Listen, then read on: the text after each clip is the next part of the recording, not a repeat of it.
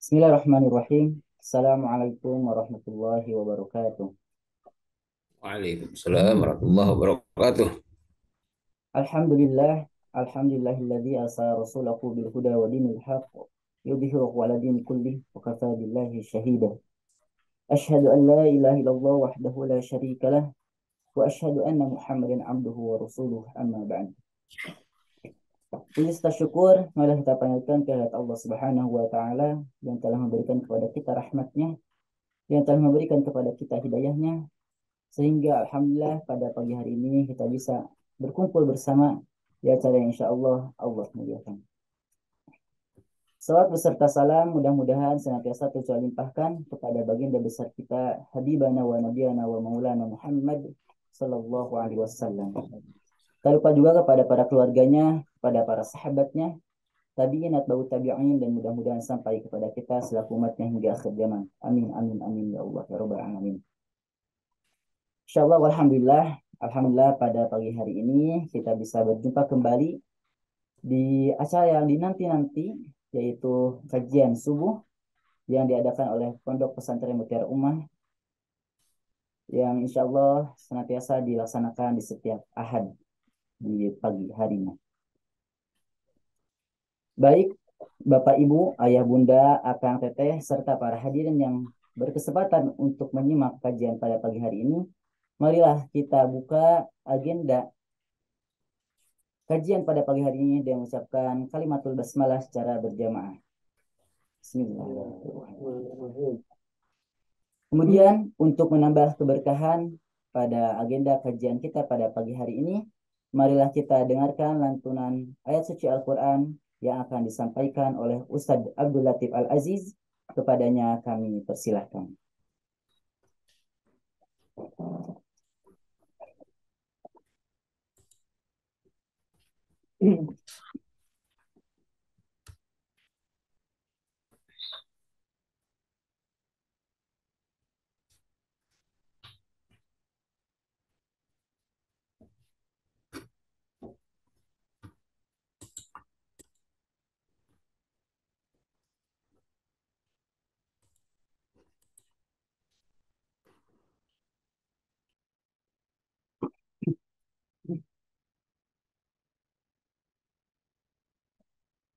أعوذ بالله من الشيطان الرجيم.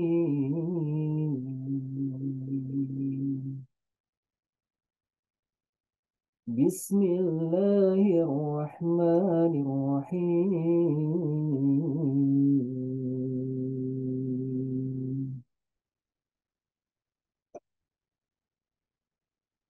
قد أفلح المؤمنون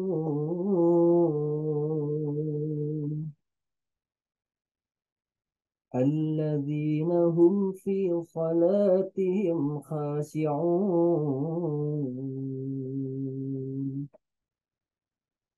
والذين هم عن اللغو معرضون والذين هم للزكاة فاعلون والذين هم لفروجهم حافظون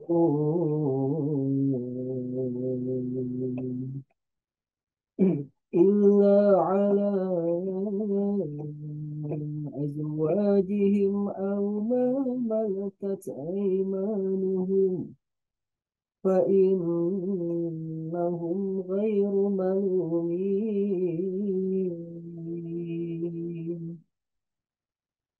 فمن ابتغى وراء ذلك فأولئك هم العادون والذين هم لأماناتهم وعهدهم راعون والذين هم على صلواتهم يحافظون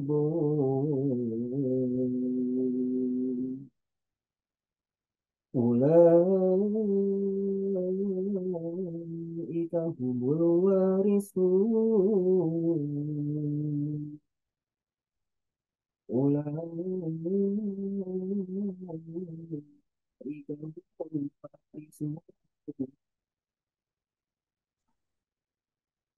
الذين يرثون الفردوس هم فيها خالدون.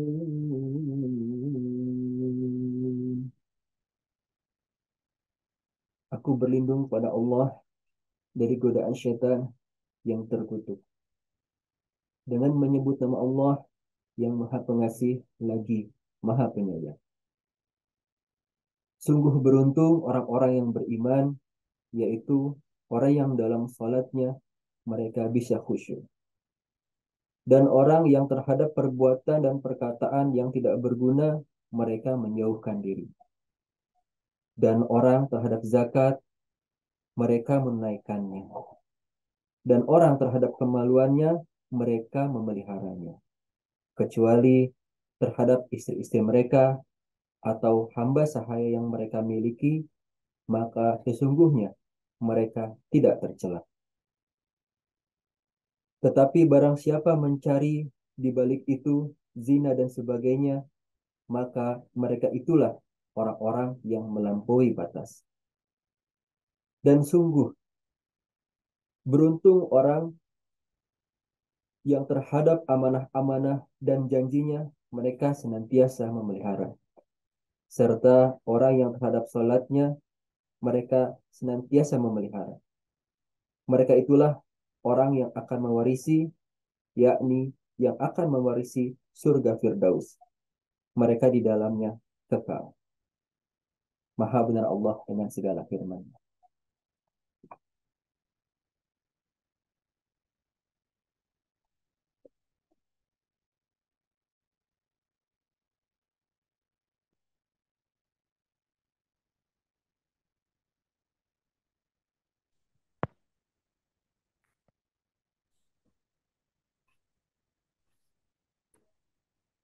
Insyaallah, alhamdulillah, kami sampaikan terima kasih kepada Ustadz Abdul Latif Al-Aziz yang telah membacakan suci Al-Quran. Mudah-mudahan menambah keberkahan pada agenda kita pada pagi hari ini.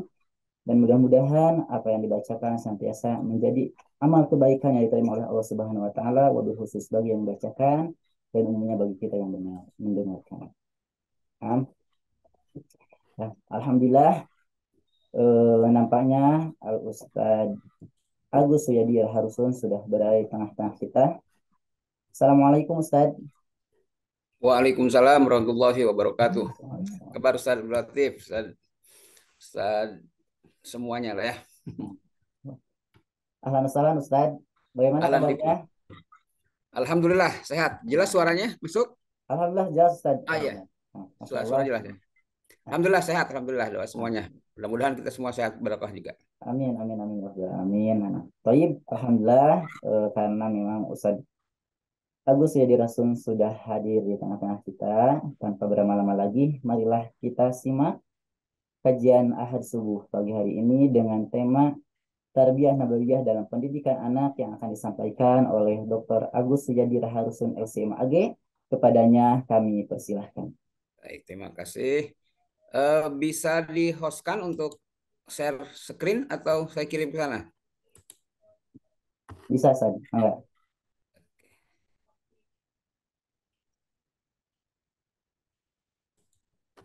Alhamdulillah. Assalamualaikum. Waalaikumsalam. Pak Imam, apa kabar? Assalamualaikum, Pak Imam sehat? Alhamdulillah. Waduh.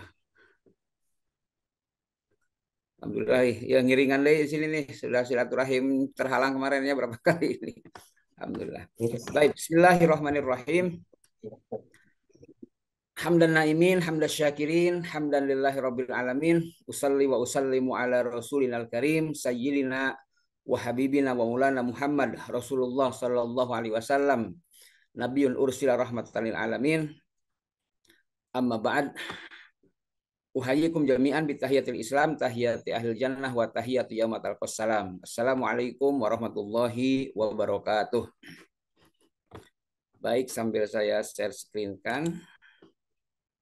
Bersyukur pada Allah Subhanahu wa taala, salawat dan salam semoga senantiasa terlimpah dan tercurah pada baginda kita Nabi Muhammad sallallahu alaihi wasallam Rasul yang menjadi panutan kita semuanya, penuntun hidup dan kehidupan kita, objek yang tentu saja menjadi bagian dari kebanggaan risalah ajaran Islam, dan tentu kita semuanya berharap mendapatkan syafaatnya pada saat kita kembali kepada Allah Subhanahu wa taala.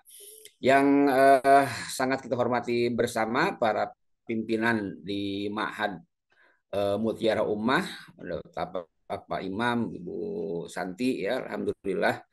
Kemudian Dewan Asatiz wal Asatizah, ya, Mudarisin wal Mudarisat fi Ma'had Lu'lu'ul Ummah, Mutiara Ummah, ya. Kama ukarimukum aidon al-aba wal ummahat, para ayah, para bunda, rekan-rekan semuanya. Alhamdulillah saya juga, walaupun tadi disebut narasumber atau ustadz, tetap apa namanya, salah seorang dari orang tua orang tua yang pernah belajar putrinya di Ma'had Mutiara Ummah ini. Alhamdulillah, mudah-mudahan senantiasa kita semuanya dalam kebaikan, dalam keberkahan, dan tentu saja diistiqomahkan dalam kebaikan ini. Yang mudah-mudahan sampai akhir hayat nanti kita akan sampai pada tahapan yang husnul khatimah. Bapak Ibu para hadirin jamaah Jum pada pagi hari ini, bersyukur pada Allah Subhanahu wa taala kita masih diberikan nikmat sehat, nikmat sempat, ya, untuk dapat bersilaturahim melalui dunia maya ini, satu anugerah yang Allah karuniakan kepada kita pada kesempatan yang berbahagia ini, yang tentu setiap ahad bagi yang memanfaatkannya mudah-mudahan ini menjadi kebaikan, tidak hanya tentu saja bagi para pemirsa, para pendengar, ya, tapi juga saya dan siapapun para asati semuanya mudah-mudahan mendapatkan manfaat. Sebab pada hakikatnya ini adalah forum tawasau bil haq, ya, forum tazkirah, forum muhasabah lah, ya, atas apa-apa yang kita apa namanya kita maknai dalam kehidupan ini sebagai sesuatu yang penting.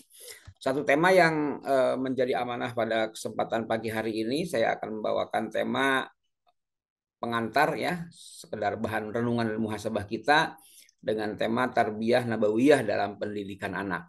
Sekali lagi, tidak bermaksud menggurui, ya, kalau kata orang Sunda bilang lain mah patahan ngojai kameri, ya. Tetapi ini bahan apa, musyarakah saja lah, ya, bahan untuk berpartisipasi manfaatkan silaturahim kita menjadi wahana berikutnya, yaitu silatul ilmi, menyambungkan keilmuan.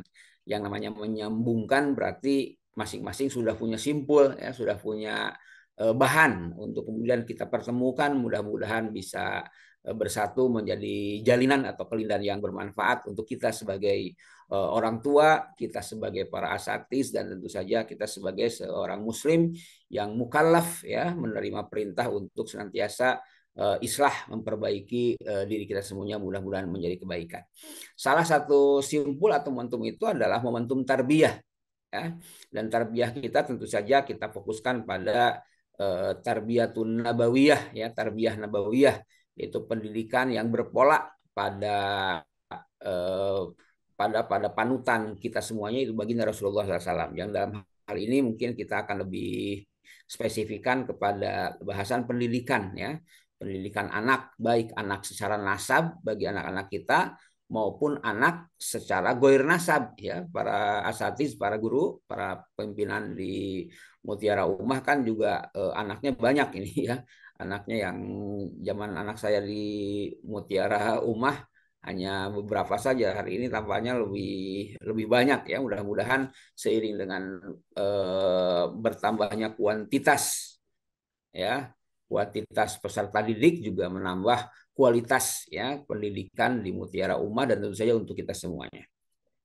Bapak Ibu hadirin yang saya hormati, tentu kita tidak asing dengan kata-kata tarbiyah dan juga nabawiyah, ya. Sengaja saya memberikan satu apa namanya satu bahan renungan dulu, ya. Saya sebut sebagai tabayun dari sumber ajaran. Betapa pendidikan yang menjadi bagian, ya, tugas kenabian, yu'allimuhumul kitab, ya, mengajarkan kitab itu bagian dari pendidikan. Selain yuzakihim, mensucikan jiwa, yu'allimul kitab yatluna ayat kitabillah, membaca ayat-ayat Allah, itu semuanya dikemas dalam sebuah kata yang sangat simpel yang disebut dengan pendidikan. Tetapi hari ini sumber ini perlu penguatan, ya, karena semakin berkembangnya masa, semakin bertambahnya masa kita atau waktu yang kita jalani ini, semakin juga banyak tawaran-tawaran, ya, semakin lengkap pula panduan-panduan untuk kemudian kita semuanya bisa memilah, bisa memilih, dan tentu saja bisa memaksimalkan menjadi sebuah nilai yang sangat pokok. Tentu sebagai sebuah sebagai sebuah rujukan pokok, kita tidak pernah terlepas dari apa yang kita peluk. Dalam bahasa agama itu kita nyebutnya memeluk, ya, i'tinak, yaitu agama Islam, yang kalau kita membaca teks ajaran Islam maka tidak akan terlepas dari panduan, ya, hadyun nabawi, petunjuk dari kenabian. Oleh karena itu saya mengungkapkan dengan sekitar bahasa tabayun saja, ya. Sering sekali kita dalam berpendidikan ini memunculkan banyak tokoh, memunculkan banyak banyak kajian, banyak analisa dan juga teori lah. Nah, inilah yang kemudian ingin kita tabayunkan, ya, dari semua ini, dari sumber aja yang kita gunakan ini, dengan apa? Dengan merujuk pada kesesuaian dari apa yang Rasulullah Shallallahu Alaihi Wasallam sampaikan. Ya, kalau mau tidak mau kita menjadikan Rasulullah itu sebagai panutan, sumber, dan juga teladan. Ya, untuk itulah sekian banyak tawaran dan sekian banyak model pendidikan yang sampai kepada kita akan senantiasa kita tabayunkan, dalam pengertian kita konfirmasikan, ya, kesesuaiannya, kemudian juga kelaikannya, gitu ya, bahkan mustakbalnya, masa depannya, dengan apa yang Rasulullah SAW ajarkan kepada kita. Dan itu yang dikatakan bahwa innaka la'ala khuluqin azim, Rasulullah yang sudah dipatok oleh Allah sebagai sosok yang khuluknya itu azim, ya, akhlaknya itu mulia, agung, ya, tentu harus di atas semuanya. Mungkin para Bapak Ibu guru atau para tokoh-tokoh pendidikan di sini, orang-orang tua juga mungkin ada yang mengenal, ya, beberapa tokoh, gitu ya, beberapa gambar yang saya sampaikan di depan ini. Ada tokoh-tokoh yang dalam pendidikan kita sering dimasukkan sebagai sebuah rujukan, ya, seakan-akan pendidikan itu bermula dari mereka. Nah, momentum hari ini ingin kita luruskan dan juga ingin kita linearkan, ya, dengan misi kerasulan sebagai al-muballigh, dengan visi tabliknya, al-fatanah dengan kecerdasannya, as-siddiq, ya, dengan kebenarannya. Karena kita yakin Rasulullah tidak akan pernah menyembunyikan apapun, gitu ya, dari apa yang kemudian kita amalkan hari ini. Kita mengenal misalnya tokoh-tokoh seperti Ivan Pavlov, ya, ada tokoh itu yang kalau kita sandingkan dengan Johann Henry, kemudian J.J. Risau, ini orang-orang yang hidupnya, kalau diantarakan kehidupannya yang mereka sering disebut sebagai para pakar pendidikan dengan sedemikian banyak teorinya, mereka hidup pada abad-abad 16-17 lah, ya, paling banter abad ke-18. Dan pada durasi tenggat itu, kalau kita bandingkan dengan pusat kekuasaan Islam atau pusat pengamalan Islam, sedang masa-masa yang masa-masa yang cukup memberikan pengaruh besar, ya. Kalaulah kita sebut tokoh-tokoh yang digambarnya dipaparkan di laman ini, mereka adalah orang-orang Barat yang kemajuan peradaban mereka tidak akan pernah semaju dulu, atau bahkan kalau kita katakan semaju sekarang, kalau mereka tidak bersentuhan dengan dunia Islam. Dan kalau kita berbicara dengan dunia Islam, maka kita tidak pernah melepaskannya dari sumber dan panutan kita, itu Rasulullah SAW. Ya, oleh karena itulah kita perlu mentabayunkan, gitu ya, bukan menolak, mentabayunkan, ya, karena kita punya sandaran yang pokok kepada Rasulullah. Kalaupun ada kesesuaian dengan mereka sampaikan itu, tentu tetap kita merujuknya kepada baginda Rasulullah. Kalaupun apalagi ada perbedaan, ya lebih-lebih lagi. Ya, jangankan amal ibadah yang sifatnya goer mahdoh, yang mahdoh saja, ya, yang mahdoh saja seperti saum misalnya, dipaket oleh Quran itu kan kama kutiba alal ladzina min qablikum, telah diwajibkan kepada orang-orang terdahulu, dan kita mendengar istilah saum Daud misalnya, puasanya Nabi Daud. Tapi ketika kita hari ini saum, hatta saum Daud sekalipun namanya, toh kita merujuknya bukan kepada Nabi Daud. Syariatnya adalah syariat baginda Rasulullah SAW. Itu dalam ibadah yang mahdoh, yang ritual, apalagi untuk ibadah yang goer mahdoh. Pendidikan itu kan masuk kategori goer mahdoh, ya, pola dan tata caranya kan ijtihadi, ya, sangat dinamis.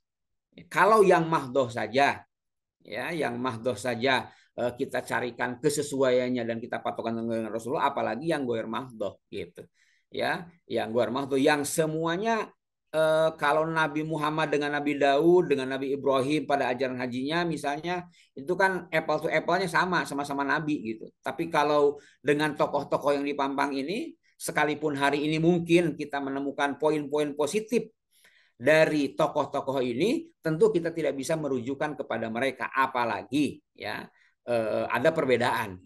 Ya, contoh saja nih, Ivan Pavlov itu memberikan teori tentang keterpengaruhan. Sampelnya itu anjing, ya, bahwa manusia itu sisi kependidikannya sangat dipengaruhi oleh lingkungan, ya, oleh lingkungan.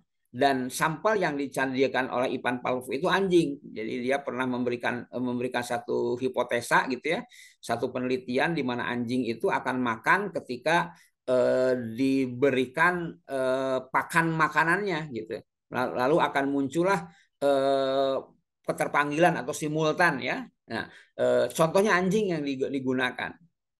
Lalu kemudian itulah yang berpengaruh dalam jiwa manusia gitu, kalau dia bilang, ya, ngambilnya contohnya anjing. Kalau kita kan tidak. Ada hal yang sama, misalnya manusia sangat dipengaruhi oleh lingkungan yang memanggilnya, seperti halnya seekor anjing yang terpanggil oleh makanannya gitu.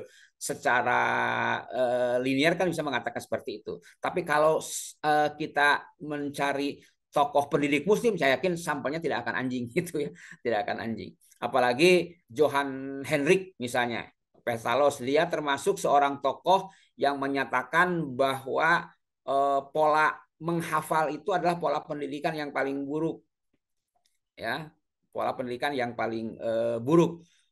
Kita jelas bertentangan karena kita punya ajaran tahfidz misalnya, dan lain sebagainya. Ini hanya sekedar contoh saja. Sekali lagi, dengan maksud ini kita tidak berusaha menggiring untuk memblacklist semua pendapat-pendapat itu, tetapi ini bahasa tabayun yang saya gunakan, akan kita cari hal yang paling pokok dan yang paling penting, yaitu ajaran Islam, ya, ajaran Rasulullah Shallallahu Alaihi Wasallam. Nah, inilah yang saya maksudkan sebagai pengantar, sebagai sebuah dorongan, ya, bahwa keakraban kita pada tokoh-tokoh pendidikan, tokoh-tokoh kebudayaan, peradaban, sangat memungkinkan kita untuk mendekatkan, ya, untuk pemahaman kita. Tetapi mencari asal, mencari rujukan utamanya kepada ajaran Islam tentu lebih pokok, dan Islam tidak pernah menolak ketika ada kesesuaian.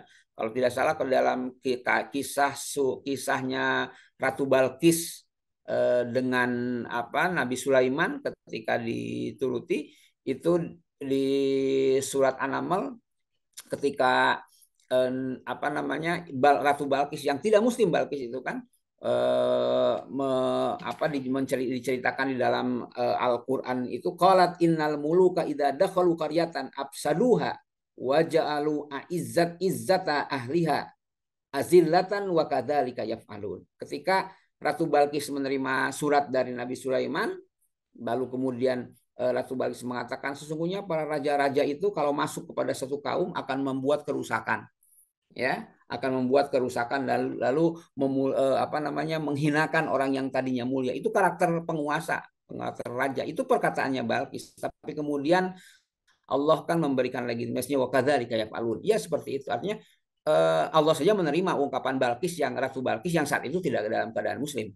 Ya, kita juga masuk seperti itu. Teori-teori ini kita dapatkan sebagai sebuah dinamika peradaban yang kita hidupi selama ini, tetapi kemudian apa namanya channeling kita ya kepada sumber ajaran Islam, ta'aluk kita kepada Risalatul Islam tidak boleh terputus sekalipun ada kebaikan-kebaikan yang kemudian kita dapatkan poinnya dari ajaran-ajaran bukan Muslim sekalipun.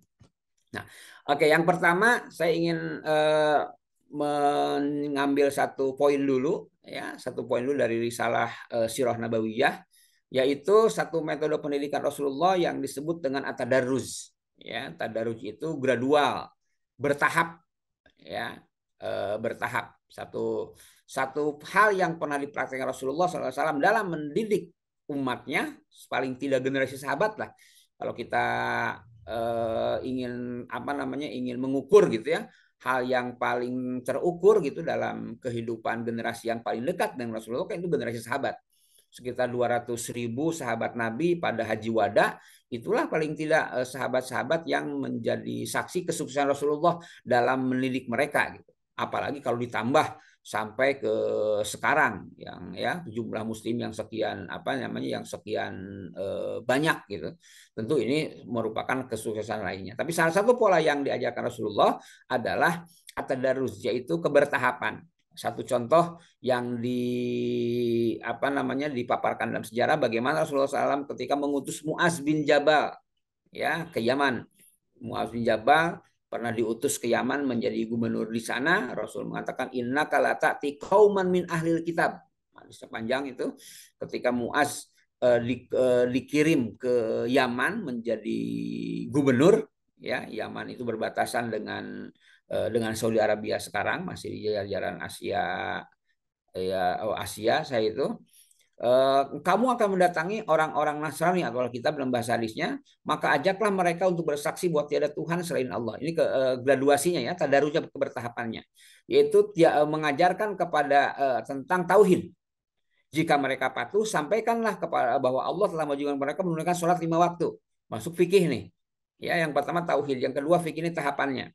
Maka kalau mereka patuh, maka sampaikanlah mereka bahwa Allah telah mewajibkan zakat. Ya, fikihnya masuk fikih apa? Fikih sholat tadi, lalu fikih zakat. Jika mereka patuh, maka hindarkanlah harta-harta yang musuh mereka takutlah pada orang-orang zalim. Lihat kebertahapan yang Rasulullah ajarkan kepada generasi sahabat. Kita sama-sama mafhum dalam Sirah Nabawiyah. 10 tahun Rasulullah di Mekah, ajaran yang pokok yang diajarkan adalah ajaran tauhid.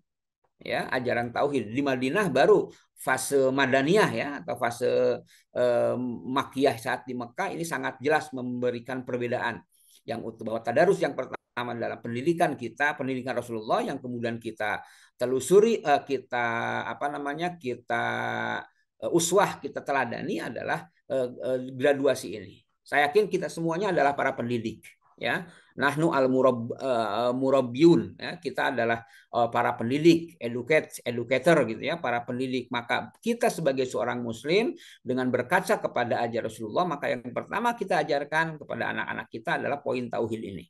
Sekalipun mungkin kemasannya bisa berbeda-beda. Ya, para ustadz yang mengajarkan ilmu pengetahuan alam misalnya, mungkin teksnya tentang ilmu pengetahuan alam, tapi penanaman tauhid kan dihidupkan. Ya, di Mutiara Ummah misalnya, anak-anak kita dibekali dengan spirit menghafalkan Al-Quran, ayat-ayat kauliyah, sebelum kemudian mereka mendapatkan fakta ayat-ayat kauniyah, ya, ayat-ayat alamiah, ya, sehingga ketika mereka mendapatkan misalnya fakta tentang bagaimana alam mengajarkan kepada mereka tentang kehebatan alam, hujan yang turun, angin yang berhembus, gelombang yang menggulung-gulung, itu tidak hanya sekedar melihat fakta lahiriah, tapi juga mereka harus terhubung kepada Allah. Ada kekuatan di balik itu semuanya. Ya, kalau orang-orang non-muslim atau yang tidak muslim mungkin bisa menyebutkan gempa itu adalah getaran apa namanya? Getaran tektonik di bawah bumi ya, dari lempengan tertentu. Tetapi bagi seorang muslim tidak sampai ke situ saja. Ya, bahwa zilzal ya, gempa bumi itu ada yang menggerakkan. Kita ingat ketika dulu tsunami 2004 ya di Aceh yang menghentakkan dunia itu. ada puisi dari Taufik Ismail yang dipuisikan saat itu, dia mengatakan ada yang menggerakkan gitu ya bahasanya. Ombak yang tadinya landai 1 meter 2 meter tiba-tiba lompat setinggi pohon kelapa gitu ya. Jadi ada yang menggerakkan bahasanya gitu. Jadi ada kekuatan di balik itu, bukan hanya membaca fenomena gempa, fenomena tsunami, fenomena banjir itu sebatas fakta alamiah, tetapi juga membacanya sebagai fakta Rabbul Alamin gitu. Ada kekuatan Tuhan di balik itu. Ya, ingatkan kasusnya ketika Nabi Nuh dulu ya memanggil putranya Kan'an di dalam Al-Qur'an itu jelas ketika Nuh mengatakan kepadanya, "Ya bunayyar kab ma'ana, wahai anakku, naiklah kamu kepada perahu ya, karena akan banjir." Apa kata Kan'an? "La sa'awi ila jabalin ya'simuni minal ma." Kata Kan'an begitu. Tidak, aku akan naik ke bukit karena hukum alam akan mengatakan air itu akan turun ke bawah, tidak ngejar ke atas gitu. Ya. Kata Kan'an, aku akan naik ke gunung ya simuni minal ma, karena air tidak akan menyentuhku karena aku berada di tempat yang lebih tinggi gitu. Tapi apa kata Nabi Nuh? La asimal yauma min amrillah. Jawabnya gitu. Ya, jelas Quran itu mengatakan begitu. La asimal yauma min amrillah. Hari ini tidak ada yang bisa menolak perintah Allah. Air itu makhluk. Kalau Allah bisa memerintahkan naik, ya naik. Manusia saja bisa kok merubah hukum alam. Air itu biasanya turun ke bawah kan, hukum alamnya begitu. Tetapi dengan rekayasa teknologi air bisa naik ke atas kan, pakai pompa gitu ya. Pakai pompa kemudian air bisa jadi air mancur. Ya. Apalagi Allah gitu. Sekali memerintahkan kepada api kuni bardan wassalaman ala Ibrahim, api yang panas menjadi dingin. Nah, ini maksudnya makna tauhid yang kita sampaikan sebagai dasar. Sekalipun anak-anak kita, bahkan kita semua juga membaca ini tidak berarti menafikan ilmu pengetahuan yang mengarahkan kepada kepada fungsi akliyah kita, fungsi rasionalitas kita. Akal kita gunakan karena Allah membuatnya. Tetapi kemudian menghubungkan oleh hati kepada Allah, inilah fungsi tadarus ya, makna tadarus yang saya maksudkan dari ajaran baginda Rasulullah dalam metode pendidikannya, yaitu memberikan kebertahapan.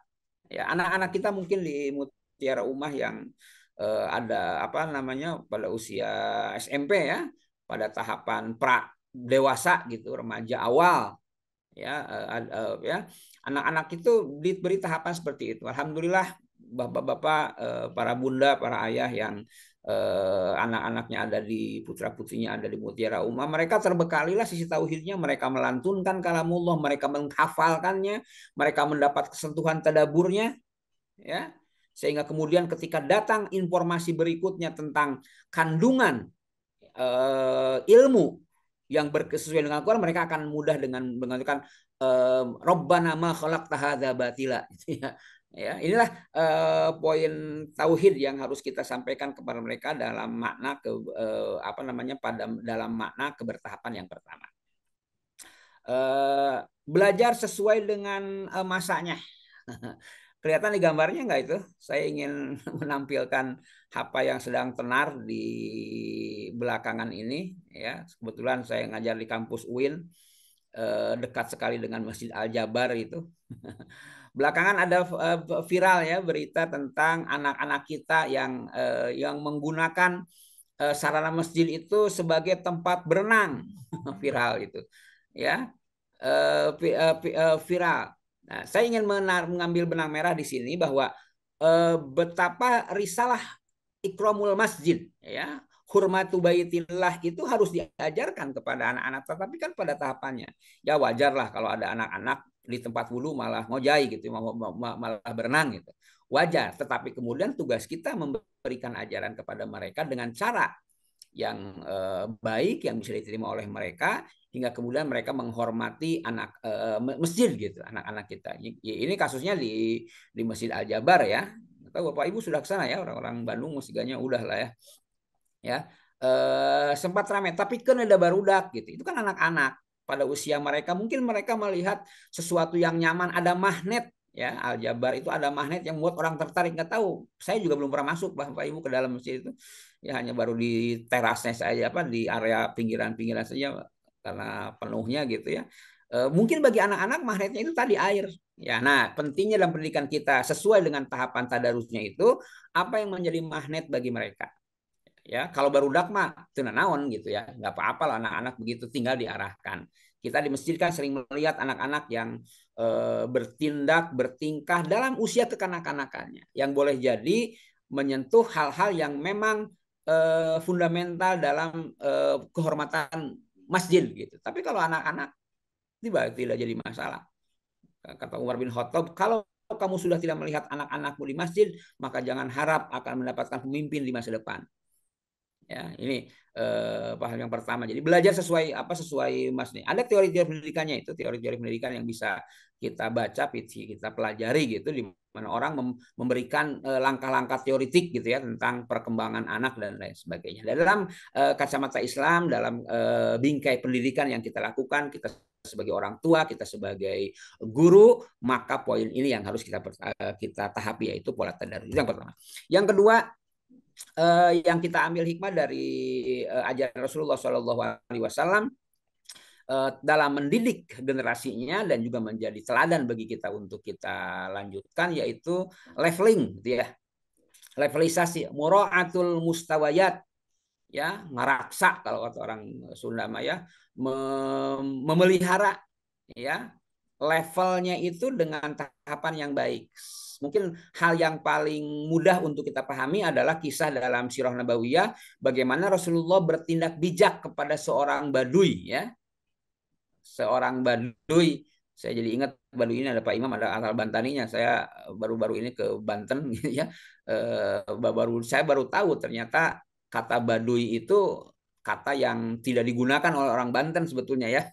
Di Banten itu ada orang Baduy, ternyata orang sana menyebutnya Kanekes gitu ya, sukunya itu. Baduy itu dinisbahkan dari satu suku primitif di Arab, ya, kemudian dilekatkan kepada orang Banten gitu ya, orang Baduy itu, orang Baduy itu. Jadi kita tidak berbicara itu, hanya ingat saja. Nah, ketika ada orang Baduy yang kencing di masjid, ya, saat itu dikisahkan para sahabat sudah marah. Bagaimana mungkin lah mereka tidak marah, ya, masih dikencingin oleh orang-orang seperti itu. Tapi ketika kemudian apa yang Rasulullah SAW menahan mereka, lalu membiarkan tadi itu menyelesaikan kencingnya, lalu kemudian baru nasihati, ternyata ya karena keawamannya, ketidaktahuannya tadi, ya, maka ini yang saya maksudkan dengan muraatul mustawayat, yang memberikan sanksi, memberikan hukuman kepada anak-anak, kepada murid itu sesuai dengan levelnya,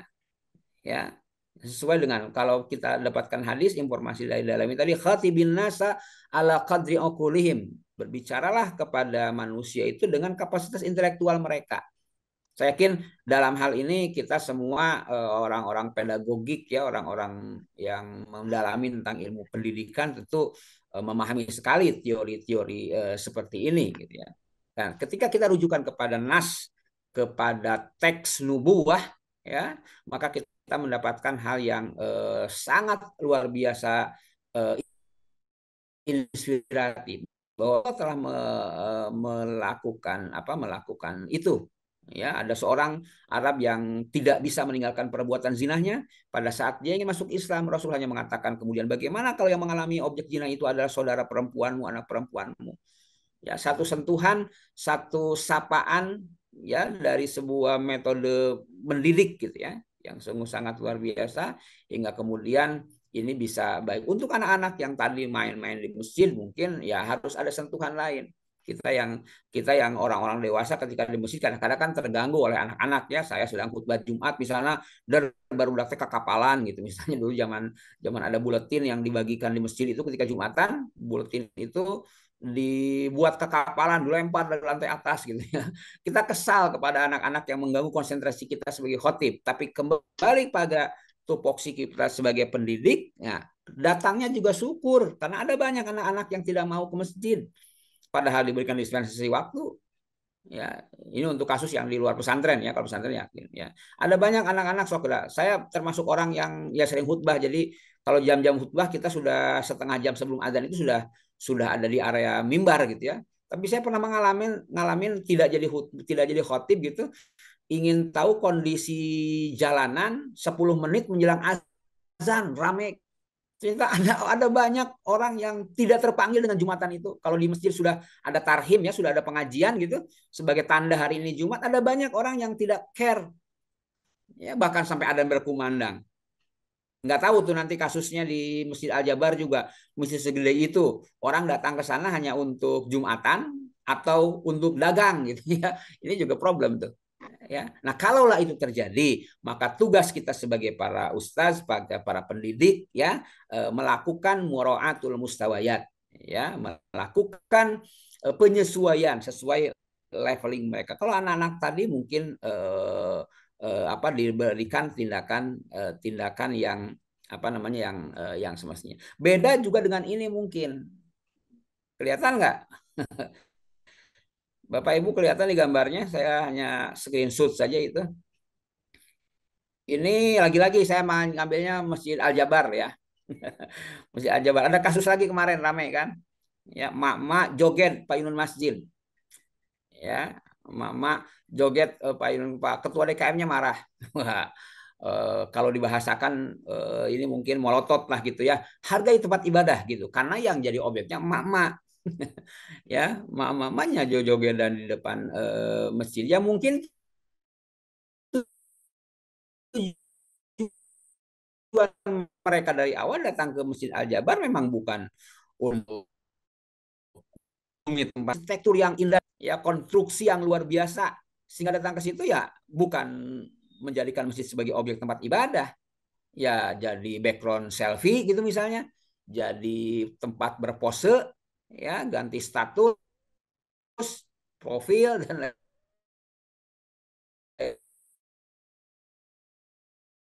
sebagainya, atau pengaduan botram gitu, ya karena di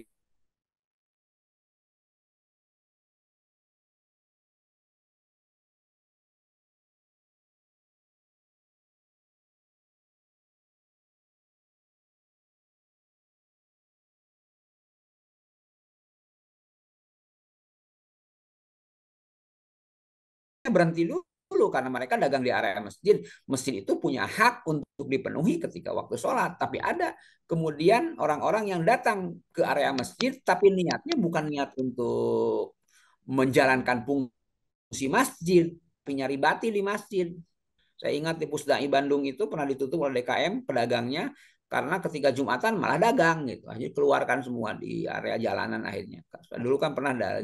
Nah, ini pasti ada edukasi ya, edukasi yang muraatul mustawayat. Ibu-ibunya mungkin nggak tahu apakah tegurannya langsung kepada itu atau hanya yakin ini menjadi semacam apa namanya peringatan bagi semua ya, bagi kita orang-orang dewasa agar ketika datang ke Masjid Al Jabar atau masjid manapun gitu, fungsikan itu sebagai tempat ibadah ya, tempat ibadah. Kalau ada pelanggaran maka yang punya otoritas harus melakukan tindakan edukatifnya dengan muraatul mustawayat ya, dengan sesuai dengan level mereka. ada. Halo, halo. Oh, bocor ya. Saya pikir ada kalau suaranya menghilang atau ada hal-hal kendala teknis tolong segera di interupsi ya biar saya juga bisa kontrol. Ya, kedua. Yang ketiga ya, yang ketiga dari tahapan apa namanya? Tahapan pendidikan itu adalah atakim, evaluasi, al-muhasabah lah kira-kira begitu. Ya. Satu contoh misalnya Rasulullah pernah memberikan teguran kepada Mu'az bin Jabal yang baca surat Al-Qur'an terlalu panjang. Ya, hukuman di situ maksudnya teguran gitu ya. SP lah ya nama gitu ya. Artinya dalam hal pendidikan juga Rasul menyalurkan itu. Hari ini saya yakin evaluasi ini bagian dari tahapan pendidikan. Jadi hukuman yang diberikan atas sebuah tindakan yang menyalahi aturan atau template atau apa standarnya, ya harus ada sanksi gitu. Harus ada hukuman ya. Tapi hukuman itu tetap bernuansa akademik. Saya ingat aja ketika di pesantren dulu sering dapat sanksi dari apa namanya dari pengurus pesantren karena tindakan yang salah yang saya lakukan gitu. Misalnya karena terlambat datang ke pondok, maka kemudian wajib menghafal surat tertentu gitu. Ya itu hukuman, tapi hukumannya kan edukatif ya, tarbawi ya. hal-hal yang kemudian bisa, jangan juga yang berlebihan. Kita ingat kemarin kalau tidak salah di pesantren mana itu ada orang yang pengurus pesantren memberikan sanksi kepada santrinya yang melakukan sebuah kesalahan dengan dendanya puluhan juta bahkan. Itu sekalipun digunakannya untuk fasilitas pendidikan, tapi kan kesannya pemerasan jadinya ya. Ya, jadinya pemerasan. Ini waspadai juga, apalagi hari ini kita hidup di era kesadaran hukum yang dimiliki oleh semua kalangan. Guru itu kadang-kadang tidak menjadi figur terhormat di kalangan orang-orang tertentu. Ada banyak orang-orang tua yang menganggap guru atau ustadz di pesantren itu sebagai pengganti saja, ya, pengganti ketika tidak mau mendidik gitu, bukan menyerahkan pada rumusan pendidikannya. Nah, ya, kita sering mendengar ada guru yang dipolisikan oleh orang tua murid, betul kan? Ya, kita sering mendengar ada anak sekolah yang mengadukan ke polisi atas tindakan gurunya gitu. Dalam bahasa pendidikan tradisional kita nggak pernah ada itu. Guru itu sosok yang terhormat dulu. Tapi hari ini dengan perkembangan zaman, dengan perkembangan pola dan juga tingkah yang boleh jadi salah juga dari pendidik, itu orang bisa berbuat bisa berbuat hal yang bisa mencederai marwah seorang guru gitu. Kalau dulu saya ketika mondok misalnya sekedar bertanya saja nggak boleh ke guru itu karena suul adab gitu. Duduk di kursi guru itu nggak boleh di dalam pendidikan, budaya pendidikan kita dulu ya. Hari ini orang bisa berbuat tidak segitu, bahkan hari ini ada guru sebaya gitu ya, jadi harus akrab dengan anak itu. Kadang-kadang anak-anak tidak menghargai guru dan guru juga bertindak ke anak-anak, ke kanak-kanakan atau ke murid-murid, dan ini juga nanti akan menyatu dengan pola takim yang pertama, pola muraatul mustawayat tadi ya. Jadi evaluasi sangat penting. Nah ini ada kasus yang sedang viral ya belakangan ini di Ponorogo ya. Ini miris kepada kita semuanya dan ini menimpa anak-anak sekolah Ponorogo. Oke, saya ambil poin peran kiprah ya karena pemerintah sudah turun tangan sekarang. Ya, pendidikan itu membutuhkan semua kerjasama semua, tidak hanya urusan guru di sekolah atau ustadz di pesantren, orang tua juga gitu. Ya, orang tua juga. Ini juga sama, pemerintah juga nggak boleh pemerintah abai. Kita guru teriak-teriak membuat anak harus disiplin, nah pulang sekolah langsung ke rumah ya, tapi sekolah berada di area pusat bisnis gitu. Anak daripada pulang ke rumah mendingan jalan-jalan di pasar kan gitu. Nah, pemerintah kan mesti mempertimbangkan tentang lokasi bisnis dan pendidikan misalnya. Nah, hari ini kita sangat miris ini dengan kasus ini ya, kasus di Ponorogo ya, yang hari ini alhamdulillah pemerintah sudah turun tangan. Mudah-mudahan tidak sebagai upaya yang sifatnya penanganan saja ya, tindakan saja, tapi juga mencari akar dan sebabnya ini. Ini miris kan? Kalau Ponorogo itu kan daerah Jawa Timur yang memang cukup lekat dengan dunia kepesantrenan. Mengapa ini tidak berpengaruh gitu? Ini ada yang salah, ada yang kendala. Ini lembaga pendidikan kan kita punya peran untuk masyarakat juga, bukan anak-anak sekolah saja. Di sekolah kita saja kan. Nah ini peran semua pihak agar menjadi bahan evaluasi, bahan muhasabah. Ya, di sekolah juga sama. Saya pikir guru-guru memberikan pendidikan, tapi ketika anak pulang ke rumah, orang tua juga mesti berkoordinasi ya tentang peran bagaimana pola anaknya ya di rumah, setelahnya mereka didik sekolah dan nuansa liburan dan lain sebagainya. Mudah-mudahan kasus ini bisa segera tuntas ya, bukan hanya menjadikan sebuah simbol vonis yang buruk kepada pihak tertentu, tetapi juga menjadi pembelajaran bagi semua, termasuk bagi kita. Bahkan di Ciawi Bogor, saya ada TikTok kemarin tuh ada ekskul dansa anak SMP berjilbab lagi. Bayangkan itu. Ya, untung sudah masuk ke DPR katanya, artinya ada pihak-pihak yang berperan untuk mengurus itu. Ya, nah kalau tidak ada peran dari semuanya, kerjasama antara orang tua dan guru gitu untuk memberikan anak kita nggak akan tuntas. Ya, anak-anak kita hanya berapa jam. Orang tua menyekolahkan anaknya di pondok, misalnya juga tetap ada durasinya, ada limitnya kesadaran mereka itu. Kalau nggak dicas oleh orang tua di rumah ya bisa hangus lagi, bisa expire lagi apa yang disampaikan gurunya. Maka peran dan kiprah semua pihak dalam menguatkan nilai takyim ya, nilai nilai evaluasi ya, atas capaiannya, ini menjadi hal yang penting. Guru di sekolah itu kan kayak tukang jahit, menerima bahan dari bahan yang masuk ke sekolah. Kalau bahannya bagus kan ngejahitnya gampang. Seorang penjahit itu kalau ngejahitnya kain yang biasa yang bagus akan mudah. Tapi kalau dia ngejahit karung goni misalnya, ya, pendidikan juga sama. Kalau ibaratnya seorang guru itu adalah pendidik seperti hanya penjahit, maka tergantung bahan yang diberikan orang tuanya di rumah. Maka ada tenaga-tenaga ahli yang bisa menjahit karung itu menjadi sesuatu yang hebat gitu. Maka perlulah koordinasi antara orang tua dan juga guru, para asatiz dan juga. Nah, ini hal yang dicontohkan Rasulullah dalam takim tadi. Rasul memberikan teguran kok kepada Muaz.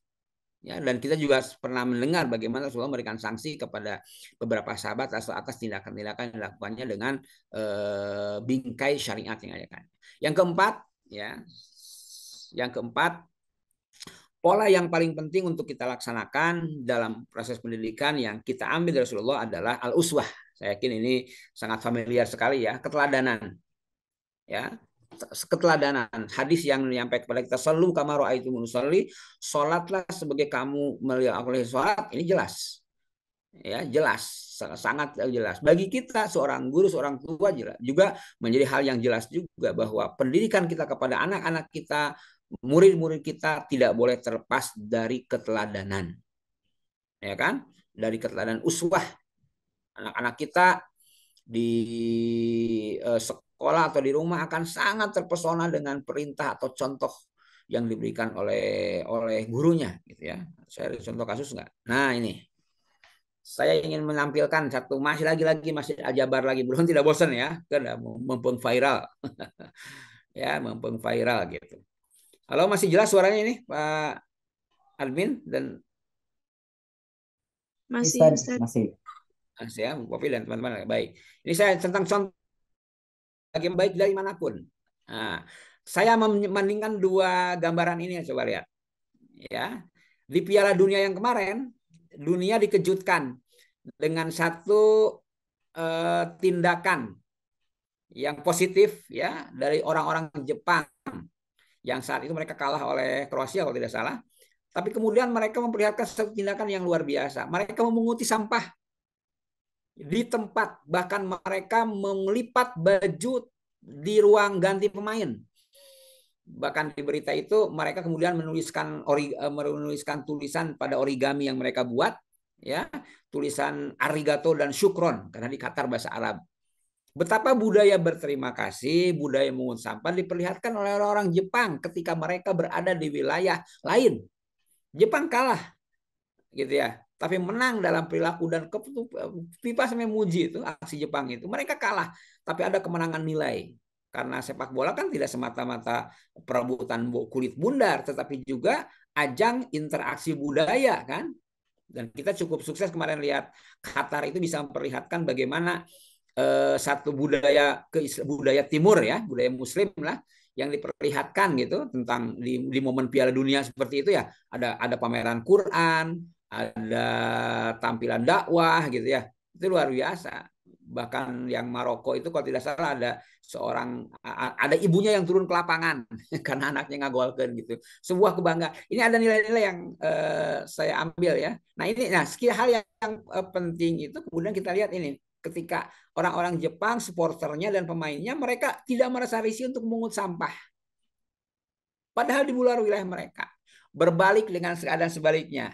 Bapak Ibu lihat di gambar, ya, yang pernah ke sana, yang pernah ke Al-Jabar, saya yakin juga melihat keadaan yang sama, walaupun alhamdulillah sudah ada tindakan yang lebih masif sekarangnya, ada perahu karet sekarang mah di area waduk atau situ segede bagai itu mengutin sampah. Untuk apa? Ada orang-orang yang entah itu tadi ya aura kemasjidannya nggak ada gitu. Ngadon piknik kan itu teh. Ya, sampahnya kan luar biasa. Viral itu sampah di area masjid itu. Oh, yang pernah ke sana mah udah melihat dengan kepala sendiri ya. Bagaimana satu tindakan, satu budaya yang memang di kalangan apa ya keberagaman kita mesti jadi pelajaran gitu, muhasabah. Kita ini perlu contoh, ya, kita perlu contoh. secara ajaran jauh lah ajaran Shinto dengan ajaran Islam, kita bisa mengklaim al-Islam ya lu wala yula alaihi gitu kan. Islam itu tinggi dari ajaran manapun, apalagi dengan Shinto, dengan Jepang gitu. Tetapi ketika ada beberapa tindakan-tindakan yang kemudian lebih diterima oleh peradaban, betapa orang Jepang begitu hormat, rengkuh, memberikan kehormatan kepada penontonnya, membersihkan sampah dan lain sebagainya, maka ini menjadi sebuah pukulan telak bagi kita sebagai agama yang mengajarkan an-nazafatu minal iman misalnya, dengan keadaan ini masjid, bayangkan. Ini masjid kan, apalagi di tempat-tempat lainnya. Ya, perlu contoh. Nah, mulai dari kita gitu ya. Bahkan di lebaran kemarin, lebaran Idul Fitri yang tahun kemarin 1443 2022 ini, kan alun-alun Bandung ada ditutup setelah sholat Id. Bapak Ibu dengar nggak ceritanya itu? Masjid alun-alun Bandung itu, area rumput itu ditutup setelah sholat Id. Mengapa? Karena penuh sampah. Bayangkan Bapak Ibu semuanya, beres sholat, beres ibadah. Dan itu menjadi fenomena yang kita saksikan di tempat-tempat sholat Id kan. Orang setelah sholat Id itu meninggalkan koran di lapangan, nggak ada punya perasaan tanggung jawab untuk menyimpannya kembali gitu. Ya. Nah, ini perilaku, ini tidak mencerminkan Islam, tetapi lebih merepresentasikan perilaku orang Muslimnya. Islam dengan Muslim beda kan? Kalau kata Muhammad Abdul bil Muslimin gitu ya.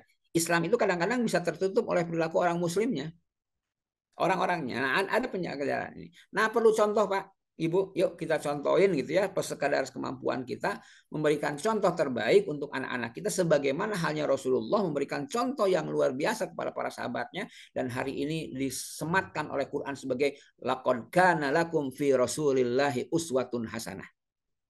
Ya, di ayat lain Ibrahim yang uswah hasanah itu kan. Ya. Nah, ini masjid eleh kubu stadion. Ya. Shinto, bahkan mereka Jepang, tidak Muslim. Nah, Bapak Ibu kita perlu contoh. Yang terakhir, nah ini yang terakhir adalah pola pendidikan yang Rasulullah lakukan kepada para sahabatnya adalah murojaah, mengulang-ulang. Nah, tidak cukup sekali ya. Ya. Banyak teks hadis yang menyampaikan kepada kita, diantaranya ungkapan Anas bin Malik yang mengatakan Rasulullah kalau bicara selalu mengulangnya 3 kali. Tentu ini kondisional juga ya. Ya, Rasulullah tidak pernah memarahi pembantunya misalnya. Ya, bagaimana fakta ini ditemukan di kalangan sahabat dari fakta yang Rasul lakukan berulang-ulang. Ya, sholat malamnya Rasulullah, saumnya Rasulullah itu sungguh sangat luar biasa, ditemukan fakta dan sejarah sebagai sebuah contoh yang tidak pernah berhenti. Ya, ya kan, sesuatu yang sudah melembaga, terdokumentasi utuh, terulang secara full, maka kan menjadi sebuah tradisi kan, ya, dan keramat lalu menjadi sebuah karakter, ya.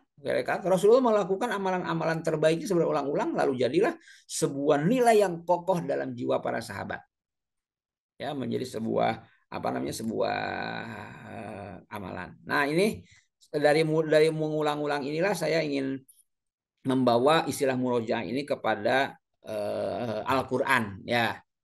Ya, sebagaimana halnya kita melakukan murojaah pada Al-Qur'an, ya, maka kebaikan pun harus dimurojaah gitu. Ya, dimurojaah diulang-ulang. Walaupun tadi ada beberapa teori non muslim yang menohok kepada kita ya tentang menghafal Quran itu murojaah, termasuk murojaah dalamnya itu tidak baik, bahkan memperlambat otak gitu. Itu yang tadi tokoh John siapa tadi saya lupa lagi namanya, yang menganggap menghafal itu tidak penting. Ya, bahkan di Indonesia ada tuh, saya nggak nyebut namanya lah ya, tertulis, maka dibaca saja. Sosok ini mengatakan bahwa dia tidak setuju para penghafal Quran bisa diterima perguruan tinggi.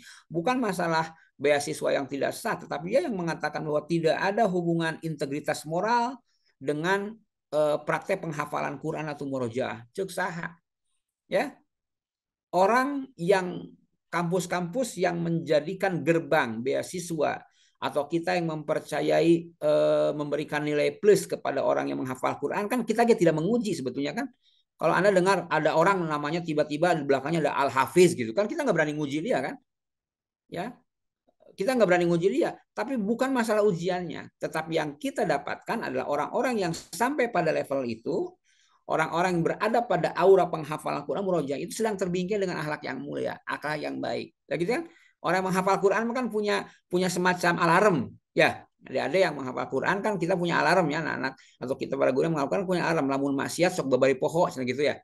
Artinya, orang yang sedang berupaya menghafal Quran murojaah dia akan memproteksi dirinya untuk terjatuh ke dalam lubang kemaksiatan. Nah, inilah yang unggul. Jadi bukan hanya ajaran menghafalnya. Ya, pantas sih tokoh yang saya sebutkan tadi di Eropa abad pertengahan tadi, memang di ajaran dia mah nggak ada tuh Injil dihafalkan gitu kan, Taurat diapalin nggak ada, hanya Quran yang bisa dihafal itu. Mereka tidak. Nah, teori menghafal murojaah itu adalah teori Quran. Ya, teori Quran untuk kemudian bisa kita manfaatkan dengan sisi nilai positifnya. Kalau Rasulullah di bulan Ramadan menyetor hafalan lah pada bahasa sekarang kepada malaikat Jibril misalnya, ini kan jadi contoh yang baik untuk murojaah gitu ya, atau sekarang apa namanya tasmi kalau bahasa sekarang mungkin ya baik bin nazar ataupun bil goib gitu misalnya, ya ini. Nah, makanya kita tidak setuju. Ada orang yang mengatakan, mana tokoh barat yang mengatakan bahwa menghafal itu apa bukti dari kelemahan otak, katanya. Enggak gitu juga. Saya pikir ya saya pikir ini yang perlu kita jadikan hal penting dari poin murojaah. Ya, baik itu murojaah pada Quran maupun murojaah kepada kebaikan. Setidaknya 5 poin itu yang menjadi bahan muhasabah lah, bukan bahan pengajaran. Saya pikir para asatidz semua, para orang tua juga sudah memiliki background yang cukup lengkap tentang apa yang saya sampaikan. Yang jelas mudah-mudahan menjadi mutiara kembali di pagi hari ini gitu ya. Yang mutiara itu saya yakin sudah dipegang oleh kita semuanya. Tinggal kita berupaya untuk memaksimalkannya, memfungsikannya dengan baik. Lalu kemudian ketika kita tatbikkan, kita praktekkan dalam ajaran Islam, lebih khusus dalam kapasitas kita sebagai seorang guru, sebagai orang tua yang mengajarkan kepada anak-anaknya, maka paling tidak ada 10 sebetulnya 5 poin yang saya sampaikan tadi menjadi inspirasi kepada kita semuanya betapa perlu kita melakukan muhasabah kembali, ya, membaca kembali bagaimana ajaran Islam yang kita peluk ini, pola yang Rasulullah ajarkan kepada kita, memberikan nilai sangat positif kepada kita sebagaimana beliau contohkan, dan juga kita lebih kokoh kepada kekuatan yang diajarkan oleh agama Islam yang melahirkan sekian ulama. Ini baru contoh Rasul ya. Kalau nanti kita baca lagi contoh-contoh para sahabat, para tabi'in, para ulama salafus sholihin, para orang-orang soleh itu lebih hebat lagi kisah-kisahnya kalau kita dengar bagaimana ketawaduan seorang Malik bin Dinar gitu misalnya, kesolehan Sufyan bin Uyainah. Kita kan dalam Islam itu kita mendengar sosok-sosok yang luar biasa itu. Kalau kita belajar sanad, baik sanad dalam hadis maupun sanad dalam mata rantai keilmuan yang disampaikan, kan bukan hanya transfer orang ke orang yang menjadi simbol mata rantai itu kan, tetapi orang-orang yang menjadi simbol itu adalah orang-orang yang soleh. Kalau dalam hadis itu belajar hadis itu kita belajar sanad itu nama-nama rawi yang kita pelajari itu bisa dibongkar biografinya dan yakin yang biografi itu orang-orang hebat, orang-orang yang baik. So kalau tidak baik dia akan turun kualitasnya, hadisnya akan menjadi dhaif, hadisnya akan menjadi maudhu bahkan kalau ditemukan rawi yang tidak baik.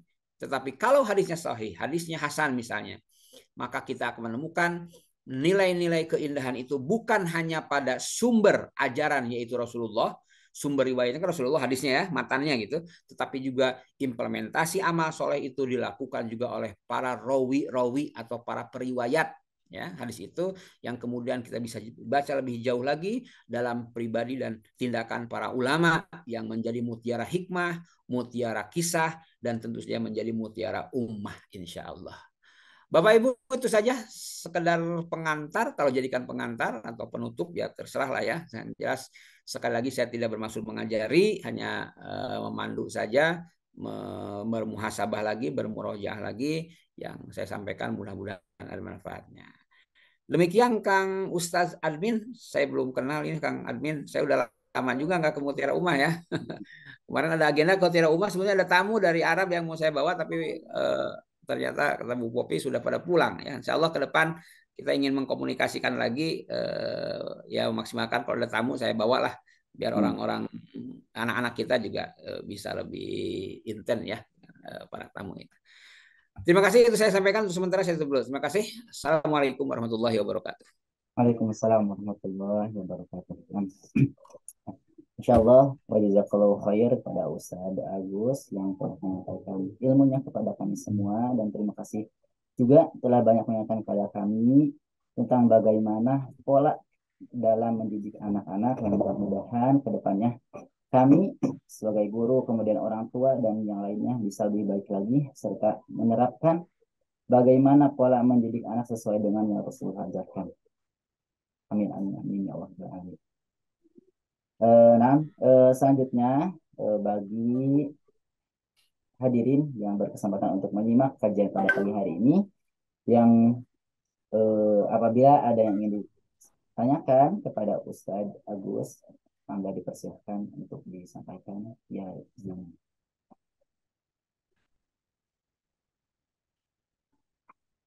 Apakah ada yang mau bertanya?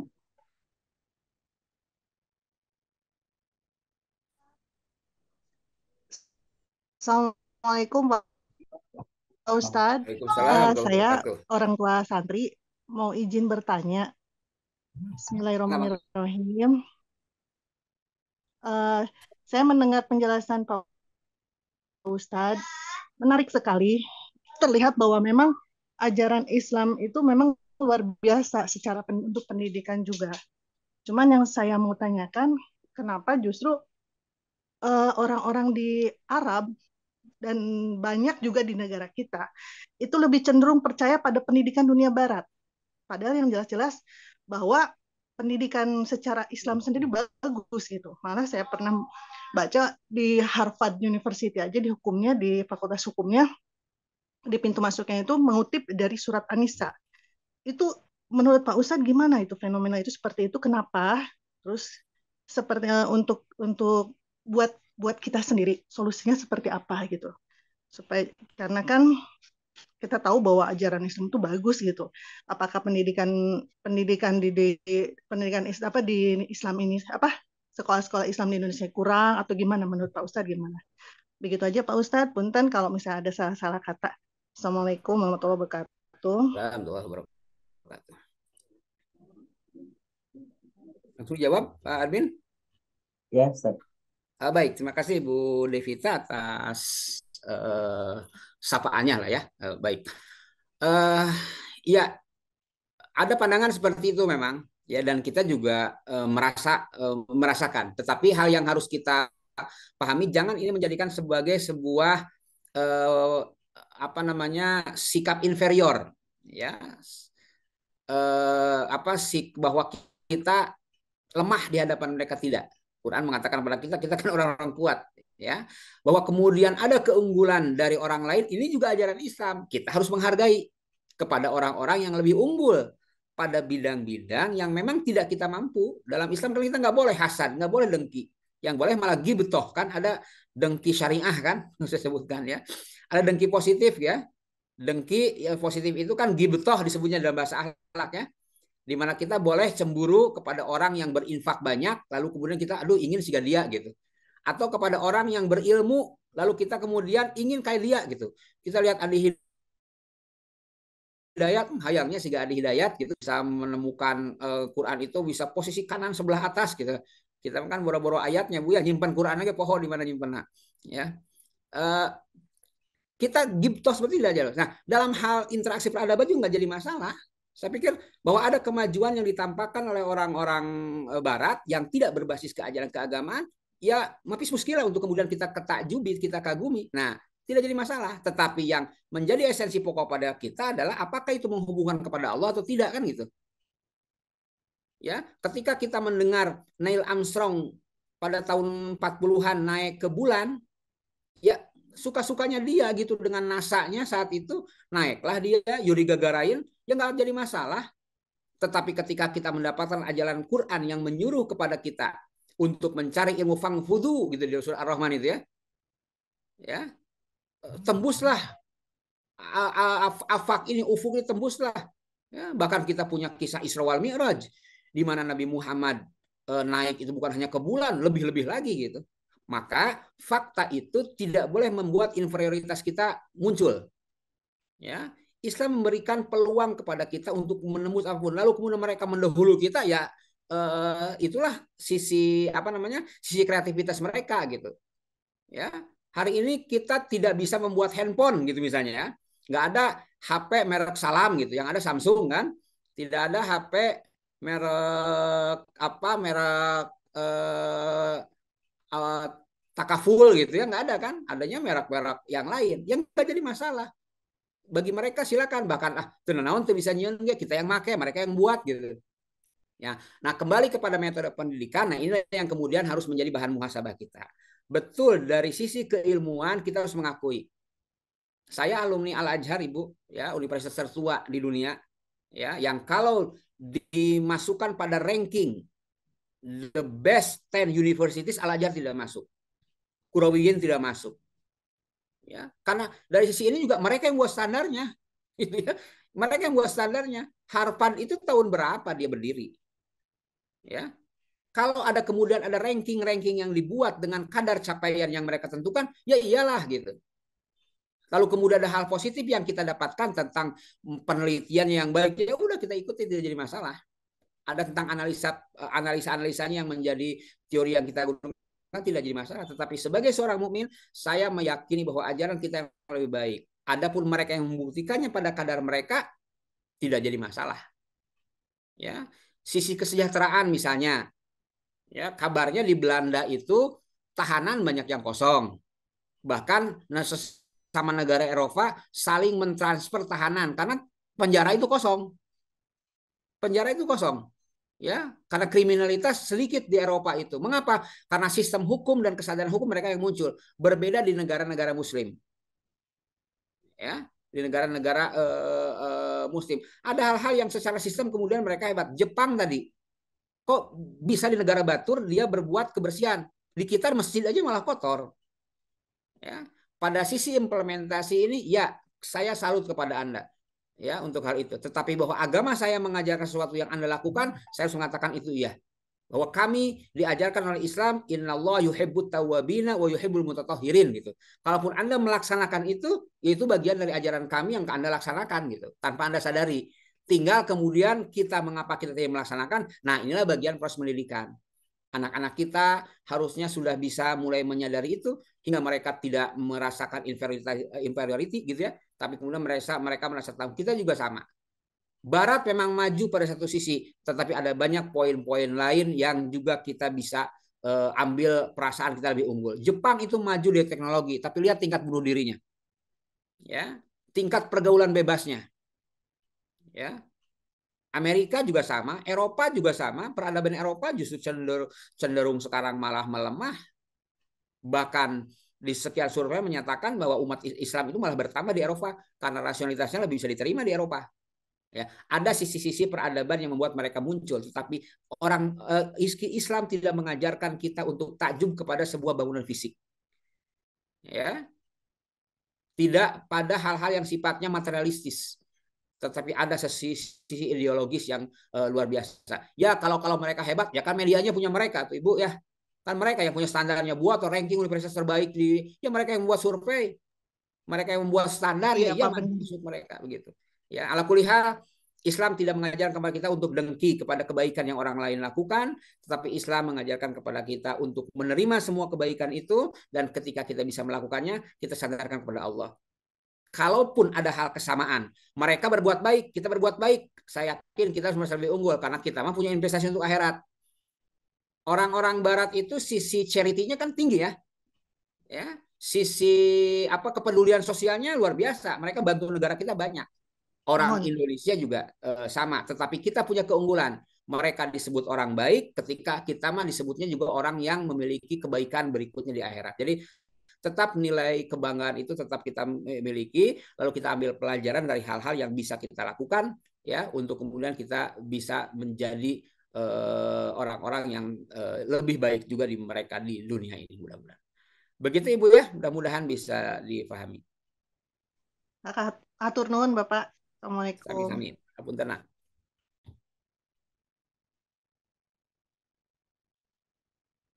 silakan.